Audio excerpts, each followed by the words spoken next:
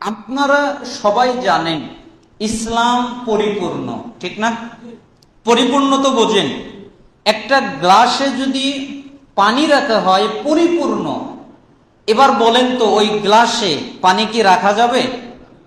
যাবে। কিভাবে?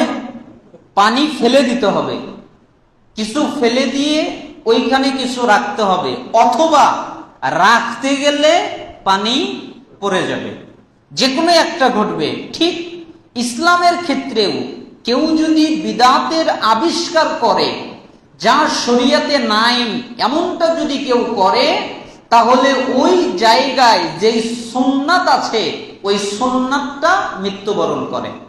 তার মানে সুন্নাত সেখান থেকে উঠে যাবে, সেখান থেকে চলে যাবে। যেমন আমরা তৈরি করেছি ফরজ সালাতের পরে সম্মিলিত মুনাজাত। অনেকেই বলেন যে নামাজের পরে আল্লাহর কাছে দোয়া করব, এতে দোষণীয় আবার কি? দোষের কি আছে? আল্লাহর কাছে দোয়াই তো করছি। অথচ আপনি কি জানেন এই দোয়াটা আপনি যদি খুবই নেকির মনে করে, সুন্নাত মনে করে, বাধ্যকতা আছে, বাধ্য আপনি মোনাজাত করার জন্যে, এটা মনে করে যদি করেন, কোন কোন সালাফরা বলেছেন ইসলাম থেকেও সে খারিজ হতে পারে এই মোনাজাতের মাধ্যমে। কেন? তার নিয়তের উপরে বেসিস করে তার ইমানের অবস্থা এরকম হতে পারে, সে ইসলাম থেকেও বের হয়ে যেতে পারে তার নিয়তের কারণে। কেন? কারণ ওই জায়গায় শরিয়াত নির্দিষ্ট কিছু জিকির আজকার দিয়ে দিয়েছে। কিভাবে? ফরজ সালাত শেষ হলে আল্লাহু আকবার বলবে, আস্তাগফিরুল্লাহ আস্তাগফিরুল্লাহ আস্তাগফিরুল্লাহ 3 বার বলবে, আল্লাহু আকবার আস্তাগফিরুল্লাহ। এটা নিয়ে ইখতিলাফ আছে, কিন্তু হাদিস দ্বারা প্রমাণিত সালাম ফেরানোর পরে 3 বার যদি আস্তাগফিরুল্লাহ পড়ে, তাহলে আল্লাহ সুবহানাহু ওয়া তাআলা তার সমস্ত গুনাহগুলো ক্ষমা করে দেন। আল্লাহুম্মা আনতাস সালাম ওয়া মিনকাস সালাম তাবারাকতা ইয়া যাল জালালি ওয়াল ইকরাম। এরপরে যদি এই দোয়াটা পাঠ করে, তাহলে আল্লাহ সুবহানাহু ওয়া তাআলা তার উপরে শান্তি নাজিল করেন। লা ইলাহা ইল্লাল্লাহ মর্মে যে দোয়াটা আছে, এই বিশাল দোয়াটা যদি পাঠ করে, তাহলে গোলাম আজাদ করার মতো সওয়াব আল্লাহ তাআলা তাকে দান করেন, আরো নেকি দান করেন। আয়াতুল কুরসি যদি কেউ পাঠ করে, তাহলে সে জান্নাতে যাবে। মাঝখানে বাধাটা কি? মৃত্যু। তার মানে মরে নাই, এই জন্য জান্নাতে যায় নাই।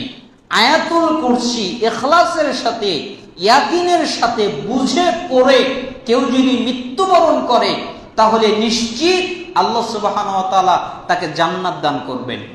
সুবহানাল্লাহ, আলহামদুলিল্লাহ, আল্লাহু আকবার 33 বার করে, একবার লা ইলাহা ইল্লাল্লাহ মর্মে দোয়া দিয়ে 100 বার পূর্ণ করবে, অথবা আল্লাহু আকবার 34 বার পড়ার মাধ্যমে 100 বার পূর্ণ করবে। তাহলে তার গুনাহ যদি সমুদ্রের ফেনার মতো ঘন হয়, আল্লাহ সুবহানাহু ওয়া তাআলা তাহলেও তাকে ক্ষমা করে দিবেন। বলেন তো এই সবগুলো নষ্ট করেছে কিসে? মুনাজাত। হুজুর আপনি বোঝেন নাই, বিদআত হয় 3 কায়দায়।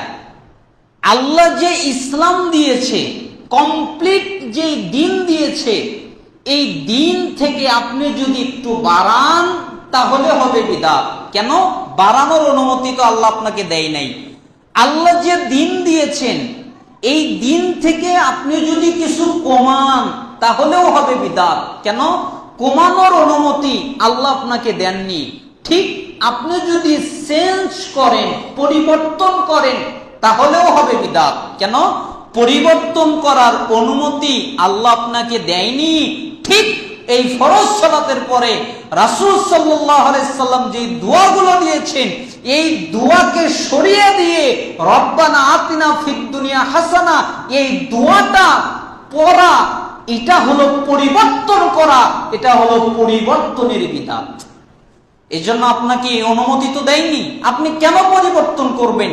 কেন? একটা জিকির আজকার নির্দিষ্ট করা আছে, আপনি ওটাকে সরিয়ে দিয়ে অন্যটা করবেন। তার মানে বিদআত করলে সুন্নাত যে উঠে যায়, এটাই হলো একটা প্রমাণ যে ফরজ সালাতের পরে মুনাজাতের কারণে জিকির আজকার করার সুন্নাতগুলো উঠে যাচ্ছে। এজন্যই কোনো জায়গায় যদি বিদআত করা হয় তাহলে ওই জায়গায় সুন্নাত উঠে যায়। এজন্য আমরা সাবধান থাকব।